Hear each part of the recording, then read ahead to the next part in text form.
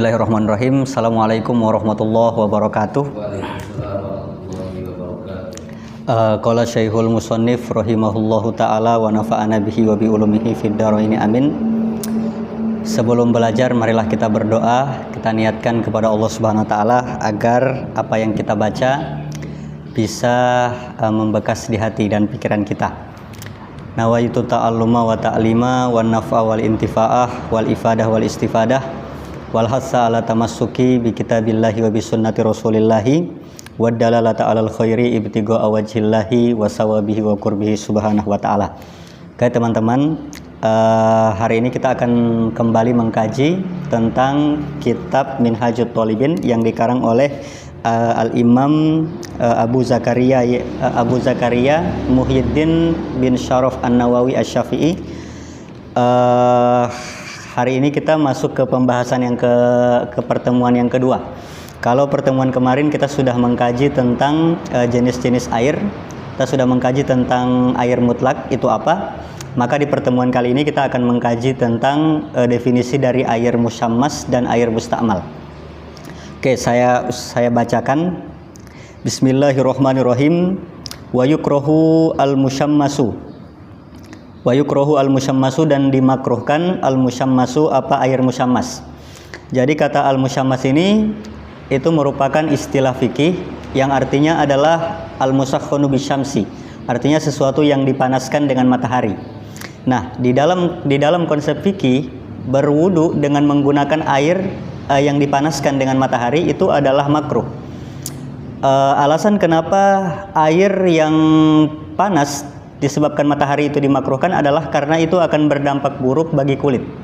Nah, dan menariknya di dalam kitab yang dikarang oleh Imam Muhammad Az-Zuhri Al-Gomrawi, yaitu kitab syarah dari Minhajut Thalibin, nama kitabnya adalah As-Sirajul Wahhaj. Beliau menjelaskan bahwa sebenarnya kemakruhan menggunakan air yang panas itu tidak hanya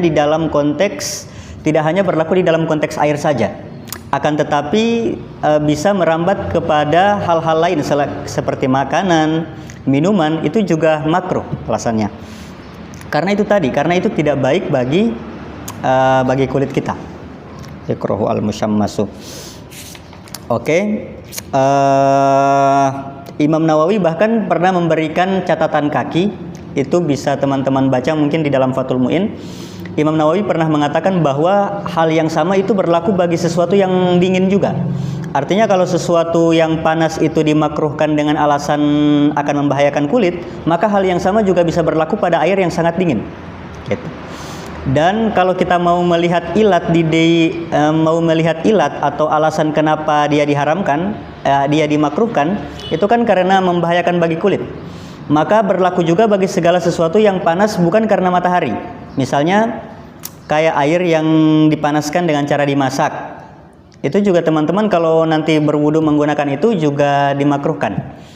Karena bahaya tadi, karena ilatnya sama, karena membahayakan bagi kulit.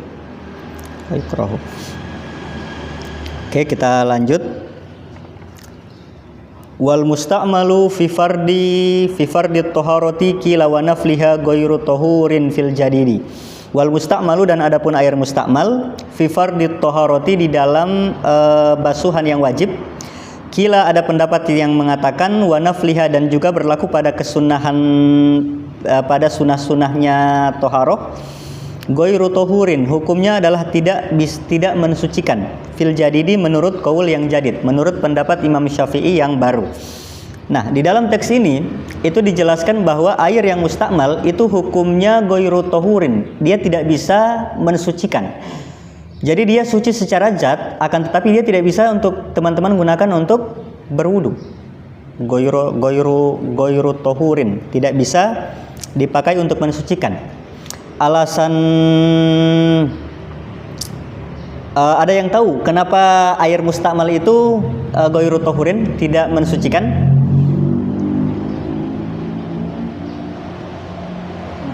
Kalau tadi kan air musyammas itu ada alasan kenapa dia dimakruhkan. Alasannya karena itu membahayakan bagi kulit. Sekarang kalau air mustakmal itu apa alasan kenapa dia sampai tidak bisa mensucikan? Kalau kemarin itu saya pernah baca hadis Nabi yang mengatakan bahwa ketika orang berwudu, idza tawaddo'a ahadukum faghasala yadayhi fakharaja kullu khati'atin min yadayhi. Apabila orang itu berwudu, maka ketika dia membasuh tangan, maka dosa-dosa itu akan keluar dari tangan. Maka mungkin alasan yang bisa masuk adalah ketika orang berwudu kan dosa-dosanya ikut keluar bersama dengan air. Maka hal yang sangat tidak etis jika kita berwudu dengan menggunakan bekas kita, bekas dari air yang sudah sebelumnya dosa-dosa itu keluar karena air tadi. Artinya mungkin itu alasan kenapa para ulama mengatakan berwudu dengan menggunakan air yang mustakmal itu tidak mensucikan. Kalau bisa ditarik-tarik mungkin ke sana arahnya. Wal mustakmalu. Jadi mustakmal itu adalah air bekas pakai. Jadi kita berwudu pada anggota-anggota yang fardu, anggota-anggota yang wajib, pada basuhan yang wajib. Misalnya basuhan yang wajib adalah membasuh wajah, membasuh tangan, mengusap kepala, dan membasuh kaki. Maka ketika kita berwudu, lalu bekas wudu kita tadi kita pakai lagi, itu menjadi tidak boleh. Jadi yang tidak bolehnya itu hanya pada fardu thaharah ya. saja. Dan itu pada ghuslatul ula, Ustaz. Dan itu pada basuhan pertama. Kenapa basuhan pertama? Karena basuhan pertama itulah yang wajib. Sementara yang kedua, ketiga itu tidak wajib.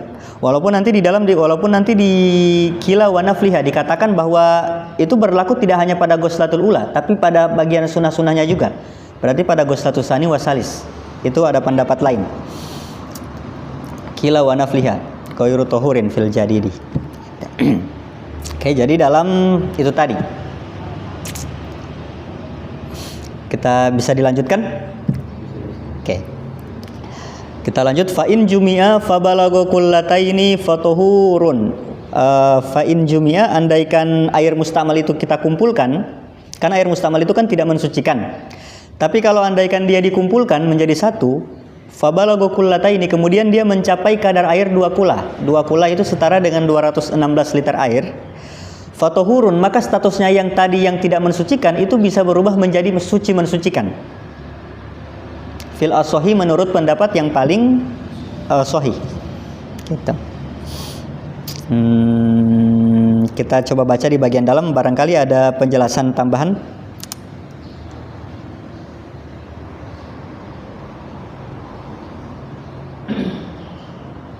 Tidak ada ternyata.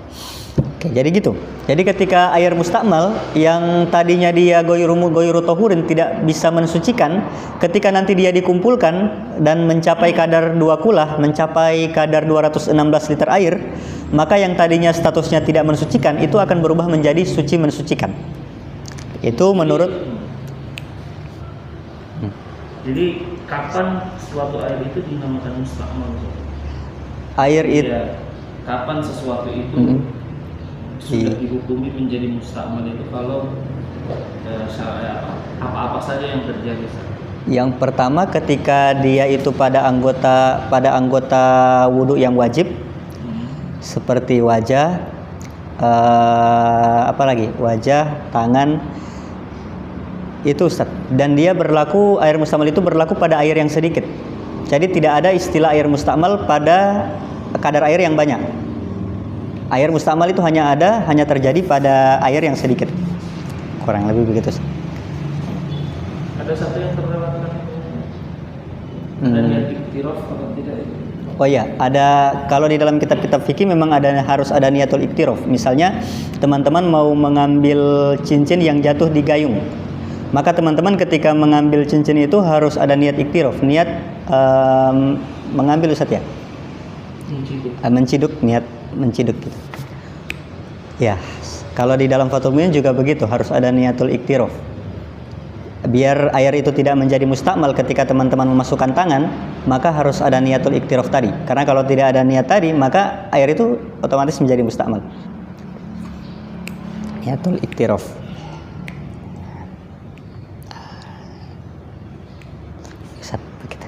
Kita lanjutkan. Baik, kita lanjutkan. Bismillahirrahmanirrahim. Wala tanjusu, dan tidak najis. Wala tanjusu, dan tidak najis kullatal ma'i, 2 kulah air. bimulaqatin najisin, ketika dia bertemu dengan najis. Itu yang tadi sudah saya jelaskan, bahwa air yang banyak itu dia tidak ada istilahnya mustakmal, tidak ada istilah mustakmal. Jadi 2 kula air yang mencapai 2 kula atau lebih, yaitu 216 liter air, ketika dia bertemu najis, dia tidak menjadi najis. Oh, ini beda. Ketika ada 2 kula air bertemu dengan najis, dia tidak bisa dihukumi najis. Tapi sebaliknya, kalau ada air yang sedikit, yang kurang dari 2 kula, dia kemasukan najis, maka dia langsung dihukumi najis secara otomatis.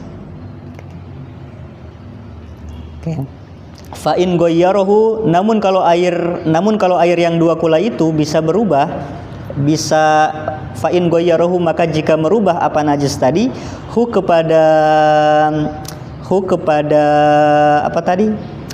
air, fa in ghayyarahu, andaikan merubah apa najis, hu kepada air, fa najisun, maka menjadi najis. Oke.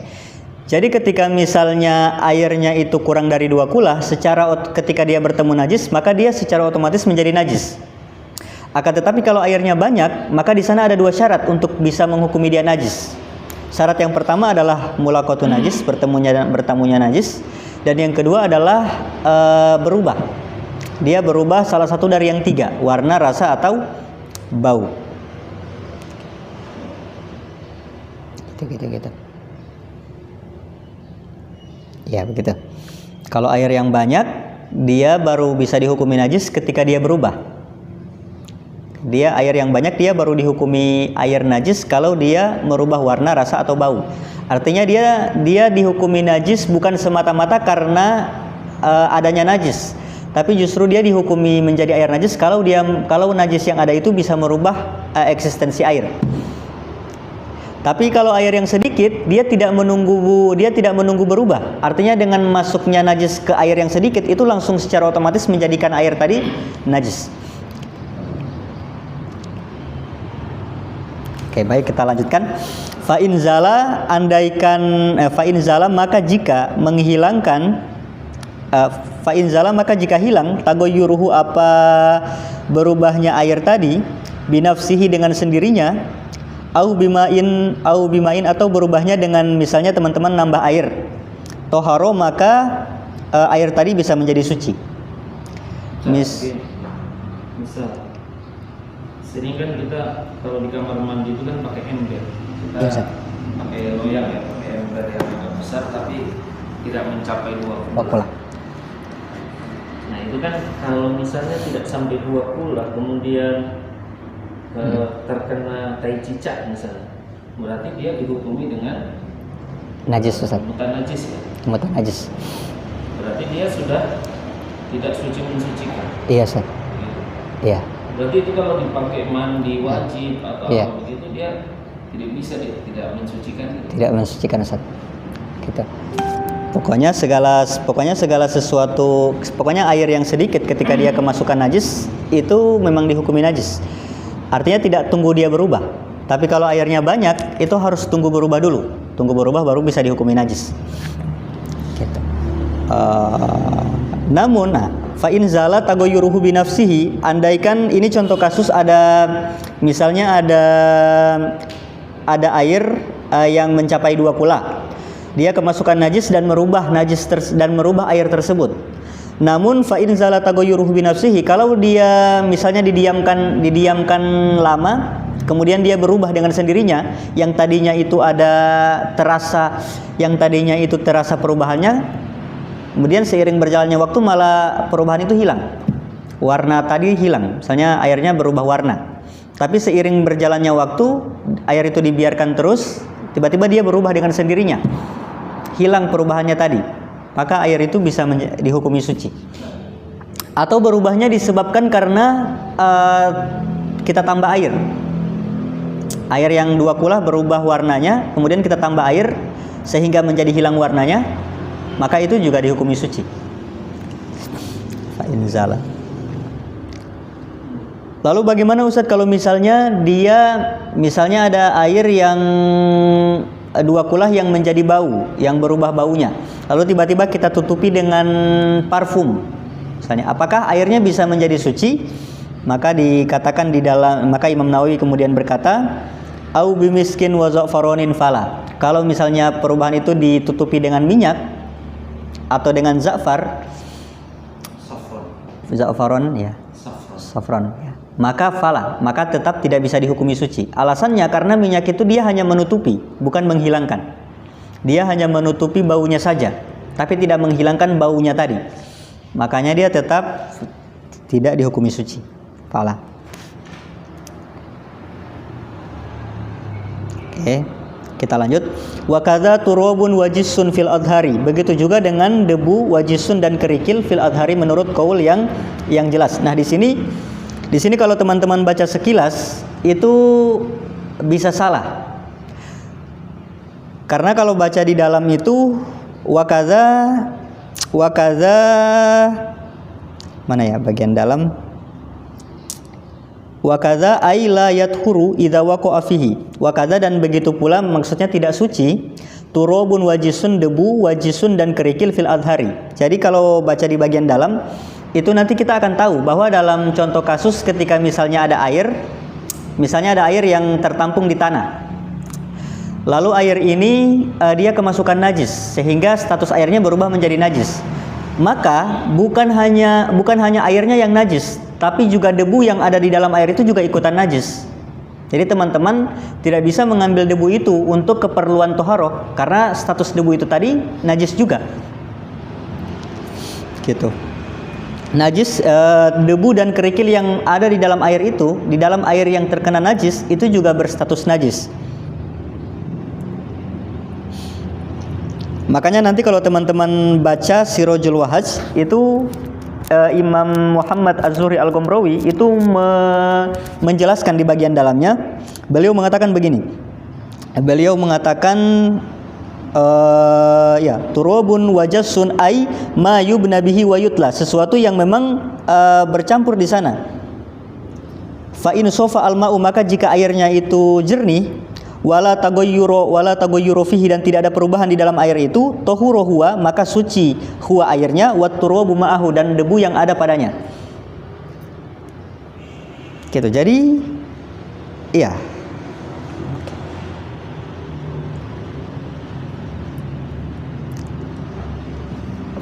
Baik, kita lanjutkan. Wadunahuma yanjusu bil mulaqati. Ini yang saya katakan tadi bahwa air yang sedikit itu dengan hanya bertemu najis itu sudah merubah hukum airnya. Air yang sedikit ketika dia bertemu najis maka sudah langsung merubah status hukum airnya. Sekalipun nanti airnya tidak berubah warna, rasa atau bau. Fa in balaghuma, maka jika air itu mencapai huma 2 kula bimain dengan cara menambah air, wala taghayyuru bihi, dan menjadi tidak berubah, fatahurun, maka status airnya berubah menjadi suci. Air yang sedikit ketika dia kemasukan najis kan menjadi najis tuh. Namun kalau kita tambah lagi dengan air sampai mencapai batasan 2 kulah dan menghilangkan perubahan yang ada, maka statusnya menjadi suci mensucikan. Kalau dari kasus yang air 2 kula memasukkan najis, bangkai atau apa, lalu volume airnya itu kan disalurkan ke pipa itu menjadi sedikit. Jadi kira-kira yang teman-teman mau pakai untuk wudhu yang mana? Yang teman-teman mau pakai wudhu kan otomatis akumulasi dari yang ada di dalam pipa itu kan, artinya airnya itu harus berkumpul di satu tempat, di satu wadah, kemudian mencapai volume air yang lebih dari 216 liter air, baru itu bisa dipakai untuk bersuci, selama dia tidak ada perubahan.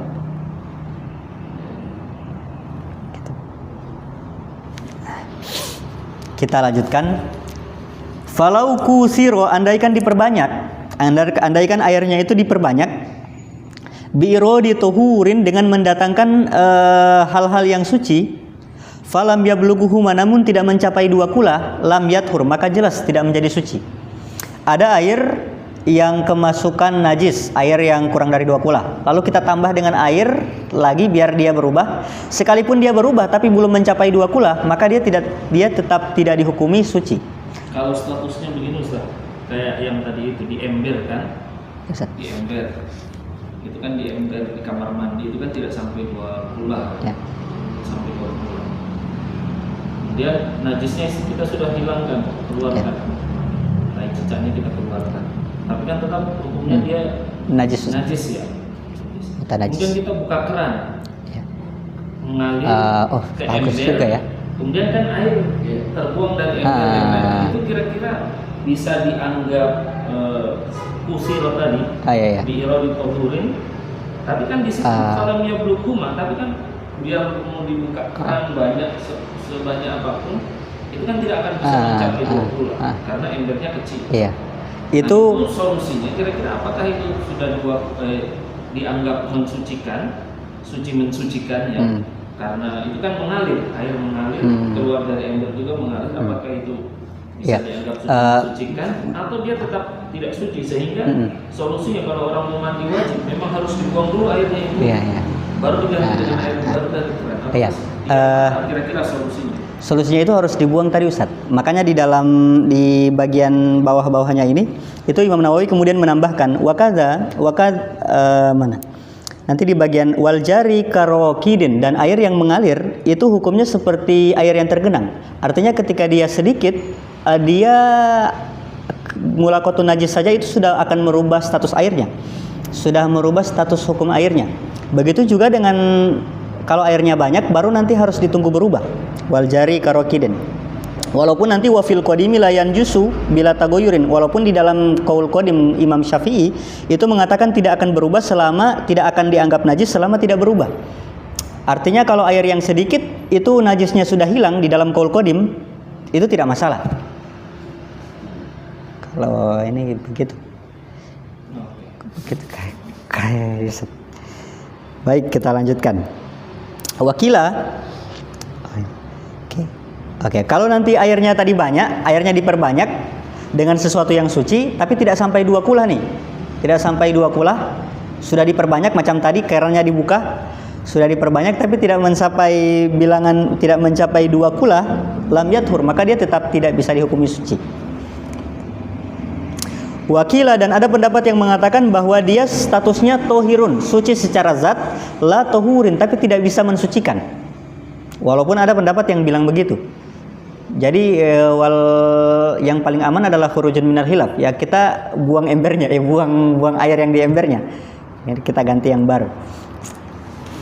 Berarti kalau dibakar kamar mandi juga kita buang yang dibakar kamar mandi begitu, Ustaz? Kalau dibakar itu airnya itu bukan buang baknya ya. Iya, kalau di kampung itu Ustaz, airnya itu tembus sampai di bawah karena kencang tuh. Jadi saringannya itu memang terproses bagus, baru dia keluar sampai keluar gitu. Kalau di kota-kota ini kan cuma sedikit, jadi yang di atas itu yang soalnya dia nanti menimbulkan ini, artinya kita tidak bakal bisa tahu apakah najisnya betul-betul sudah hilang, sudah keluar atau tidak.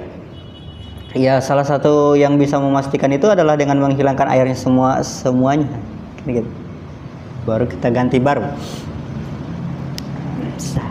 Oke, ini kembali ke mustakmal tadi, misalnya ini ada santri, itu kan biasanya ada bak mandi umum gitu kan. Yeah.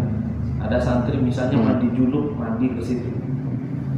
Dia mandi junub, tapi dia mandi di bak kamar mandi situ. Menyelam, gitu kan. Oke, sudah selesai. Nah, itu kira-kira kalau lewat 2 kula dia tidak dianggap mustahmal. Kalau kurang dari 2 kula dianggap mustahmal. Kira-kira misalnya kalau di bak itu dia kecil, dia kurang dari 2 kula. Selesai mandi dia keluar. Dia tambah. Tidak, ada yang datang masuk ke kamar mandi situ. Dia juga mau mandi junub misalnya. Tapi dia tidak tahu kalau ini sudah dipakai mandi. Dia tidak tahu kalau orang sudah masuk ke dalam situ mandi. Kira-kira dia dihukumi sah tidak mandi wajibnya, padahal dia tidak tahu kalau ini mustahmal atau tidak. Ya, dia dihukumi sah, Ustaz. Karena nanti di bagian selanjutnya itu Imam Nawawi mengatakan ini nih, wakada mana yang torofun.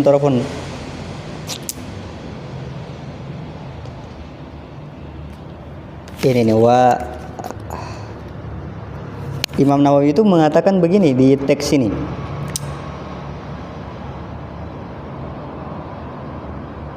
Mana tarafun ini nih. Wa kadza fi qaulin najisun la yudrikhu torfun. Artinya termasuk dari sesuatu yang dikecualikan itu najisun najis la yudrikhu torfun, yang tidak bisa dijangkau oleh mata. Torfun di sini kalau di bagian dalam itu diartikan basorun, artinya sesuatu yang tidak bisa dilihat oleh mata. Dalam artian kita betul-betul tidak tahu. Dan memang soal tahu dan tidaknya itu memang mendapatkan keistimewaan dari syara.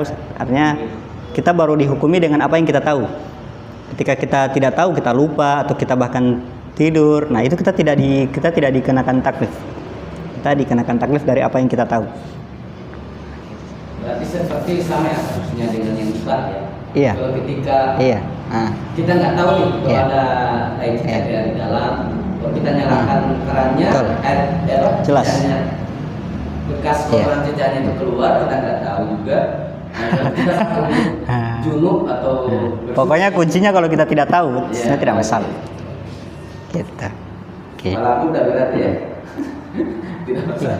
Yang jadi masalah itu justru kalau setelah kita pakai, setelah sholat, habis itu kita tahu. Nah itu yang justru jadi masalah. Karena repot juga, harus diulang. Dari.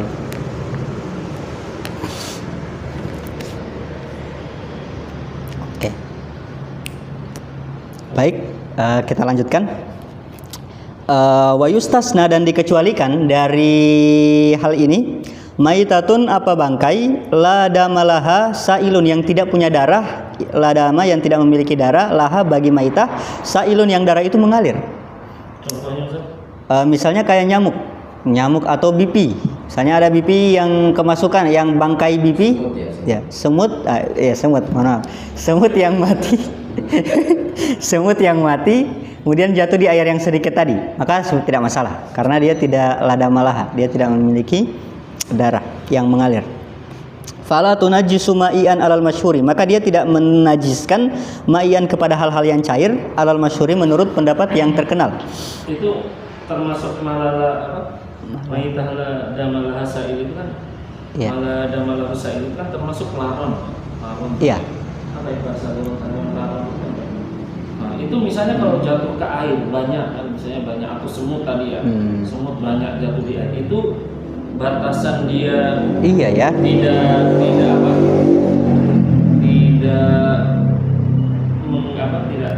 menghilangkan kesucian air itu bagaimana, sampai di mana? Apakah yang penting? Iya ya. Lada malaha. Betul. Misalnya kan semut banyak misalnya. Itu apakah itu tetap ma'fu anhu atau ada batasan tertentu? Sepertinya itu di Fathul Mu'in dibahas Ustaz. Saya lupa. Bagaimana? Atau ada yang tahu teman-teman mahasiswa? Yang tahu?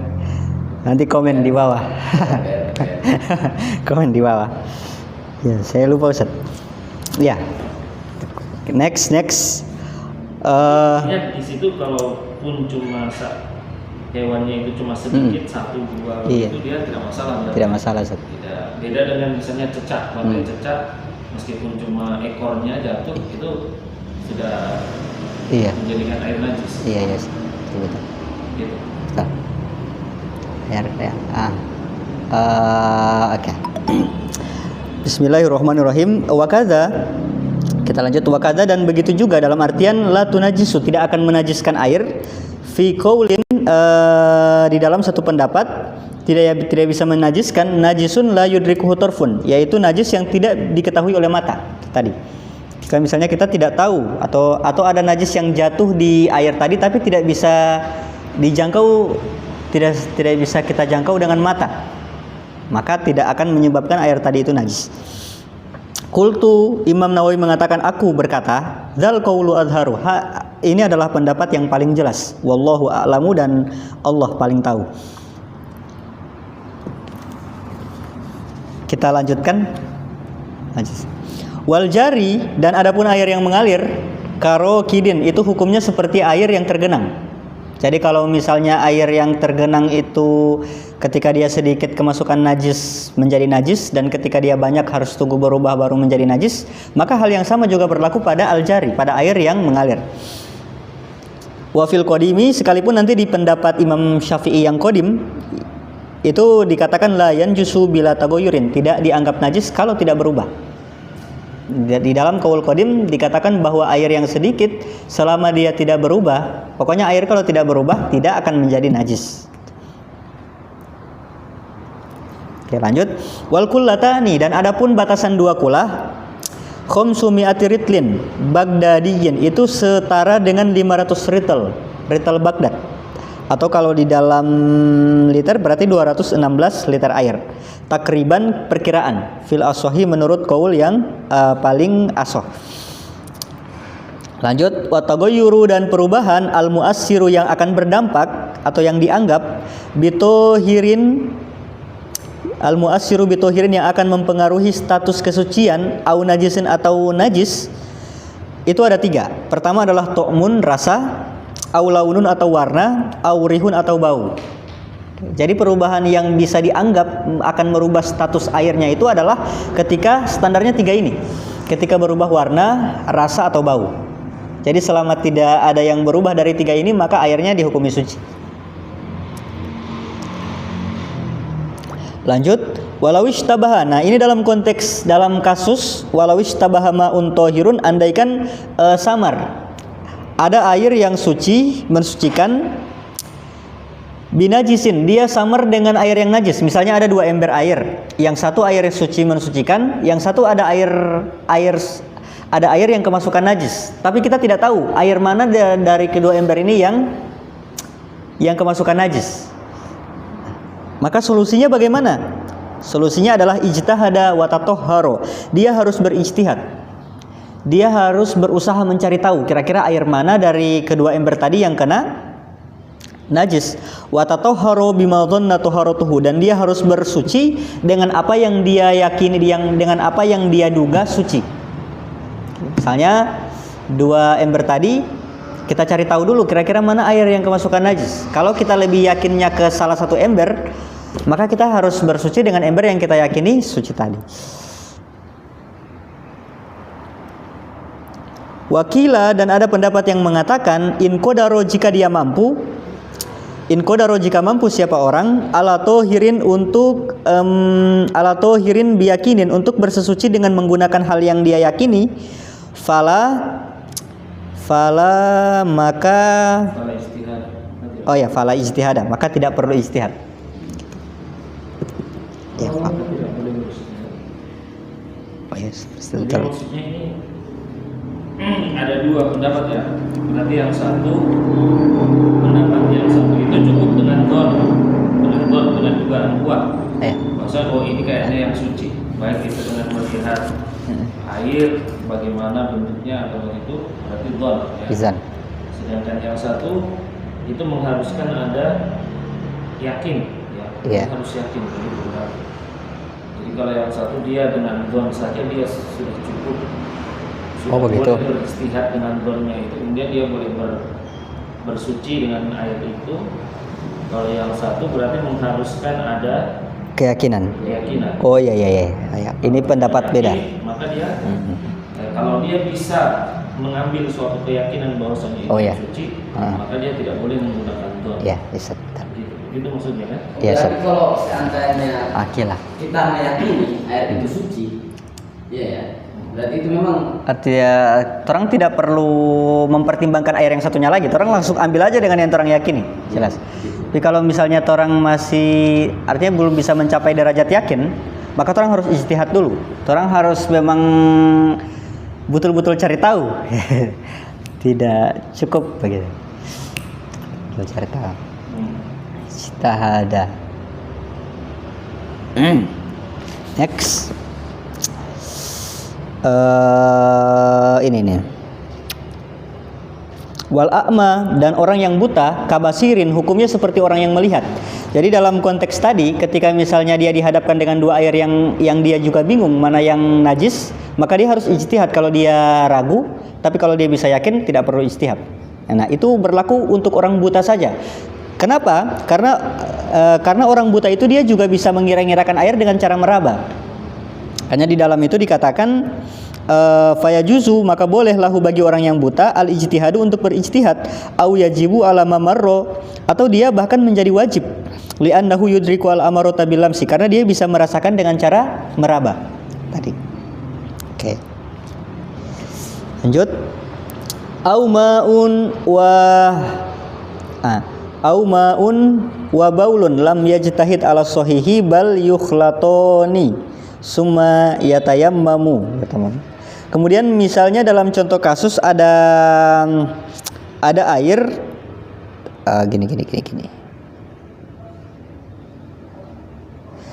Ishtabaha atau misalnya orang ragu, ma'un wa baulun, ada air dan ada air yang mengandung kencing, ada air yang tidak misalnya. Maka lam yajtahid ala sahihi, maka dia tidak perlu berijtihad. Bal yukhlatoni, akan tetapi nanti keduanya dicampur. Yukhlatoni summa yatayammamu, kemudian dia melakukan tayamum. Oke. Kita baca bagian dalam. Li'anna, alasannya karena li'annal baula la yumkinu, karena kencing itu la yumkinu, tidak mungkin radduhu, untuk menolak kencing itu ila tahuriyati, kepada status kesucian air. Berbeda halnya dengan air yang najis. Bikhilafil ma'in najisi fayumkinu radduhu bil mukasarati. Kalau air yang najis itu kan dia bisa ditolak dengan cara diperbanyak. Fayumkinu radduhu bil mukasarati. Sementara kalau air yang mengandung kencing,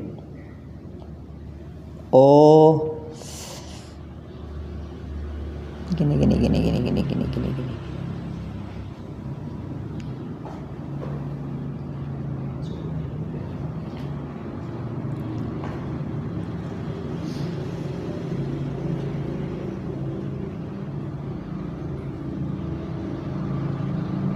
Oke.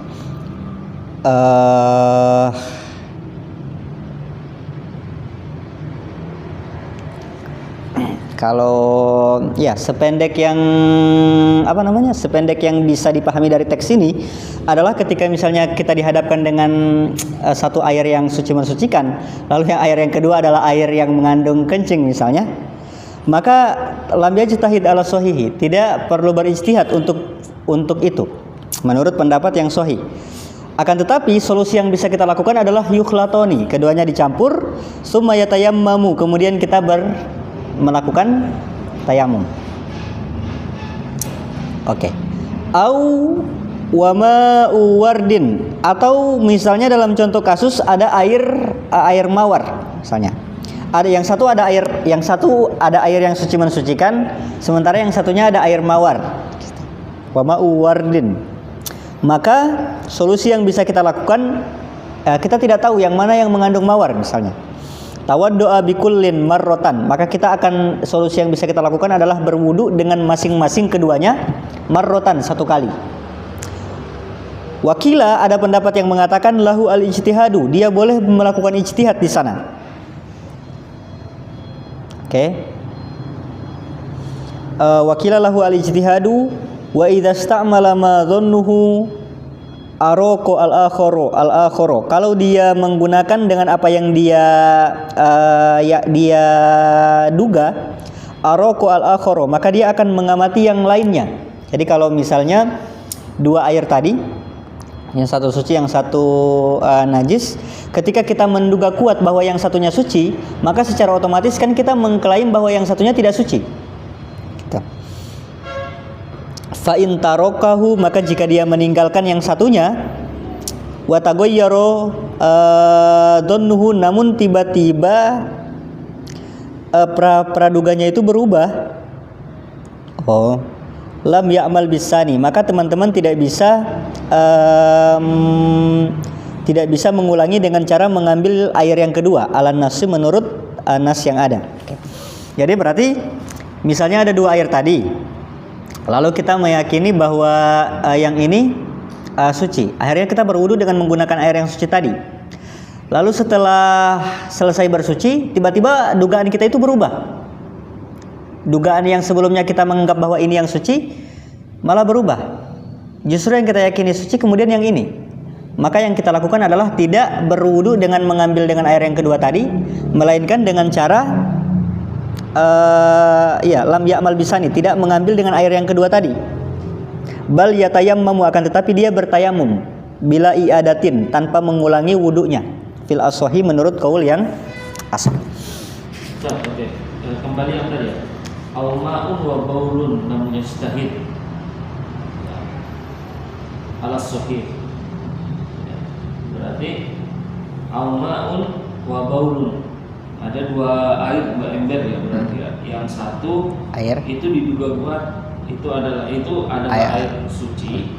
Yang satu Satunya? diduga kuat Air kencing. mengandung Mengandung kencing. kencing. Ya, karena di sini kalau di Muhtaj sini dikatakan ka'anin qata'at raihatuhu, seperti ada bau kencing ya. Cuma kita tidak tahu, orang tidak tahu yang bau kencing ini yang mana. Yang jelas satu bau kencing, yang satu suci begitu ya. Nah, di situ berarti dikatakan lam yajtahid, tidak boleh beristihad ala sahih, dalam pendapat yang sahih berarti ya.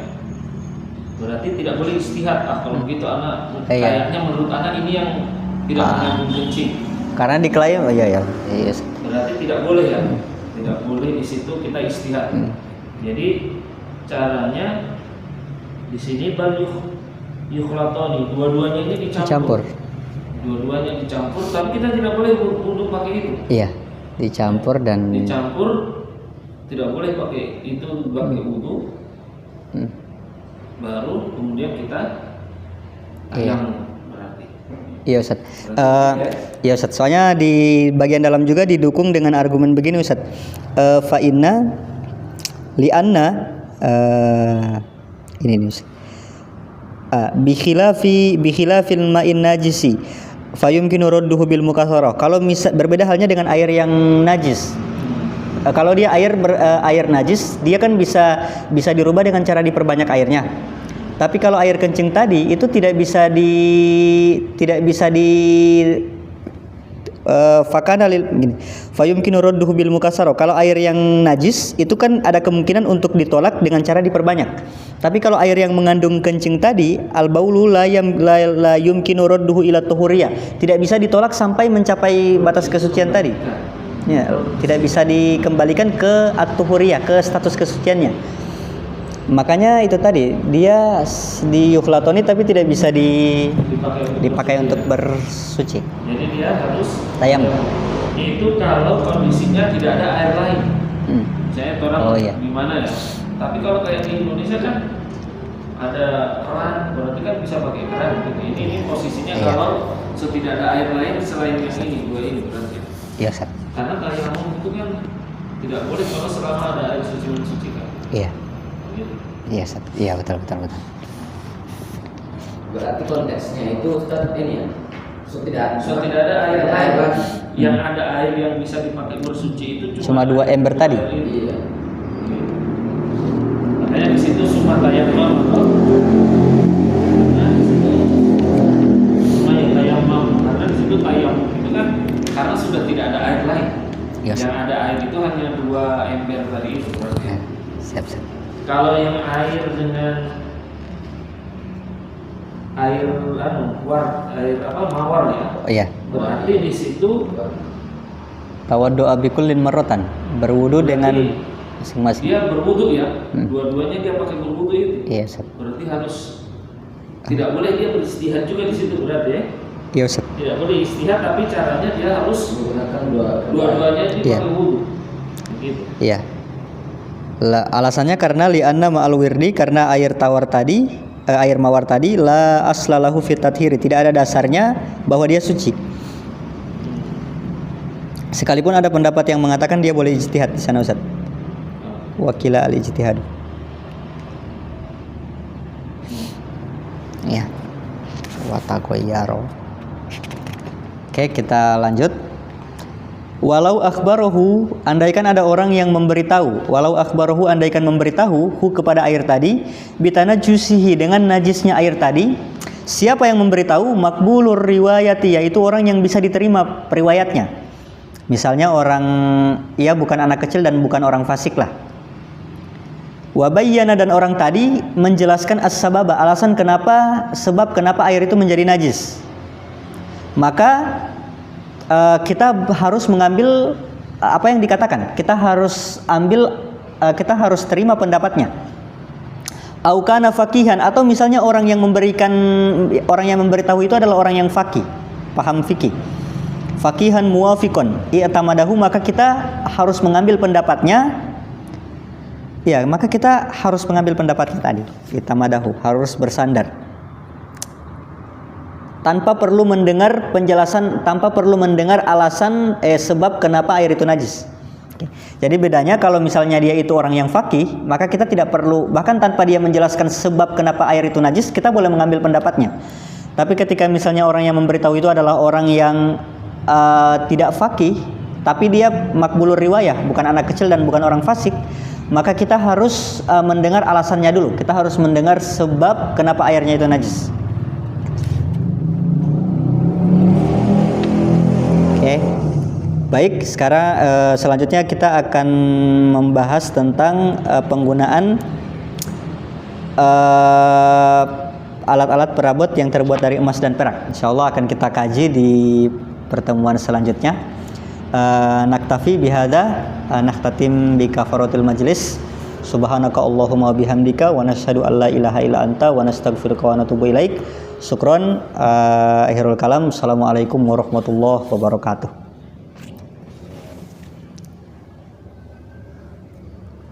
Sadaqallahul azim. Sudah.